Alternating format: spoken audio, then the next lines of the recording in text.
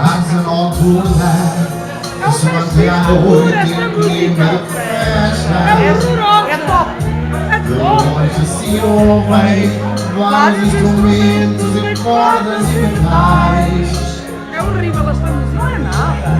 Que a dança ao som da orquestra. Por amor de Deus! Um acidente que lhe deu o nome de som de cristal.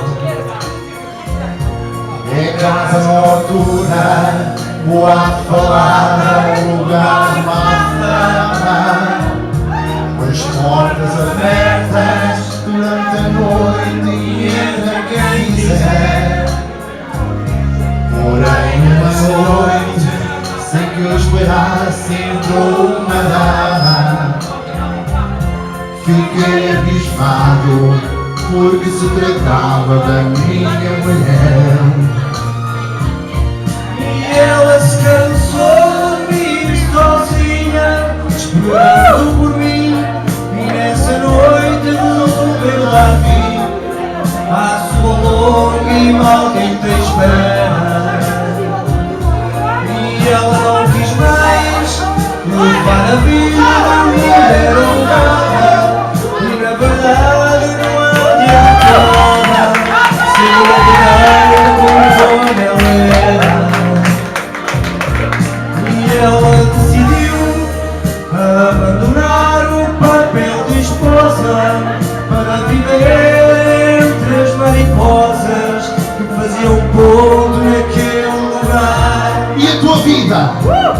E a minha vida, muito mais errante agora continua. Transformei a esposa em vida rua, na mais bela ama do sol de cristal. Esta é a história de vida da Belinha. É verdade. De volta no Manaus entrou e estava lá a Belinha.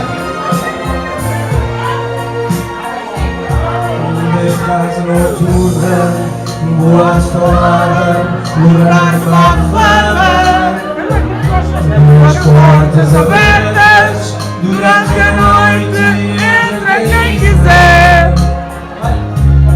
Porém nessa noite, sem que eu esperasse, entrou uma dama.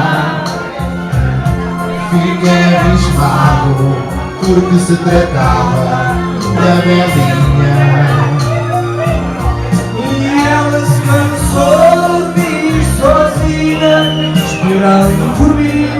E nessa noite resolveu dar fim à sua longa e maldita espera. E ela não quis mais levar a vida da mulher honrada. Disse na verdade não adianta nada ser mulher direita conforme ela era.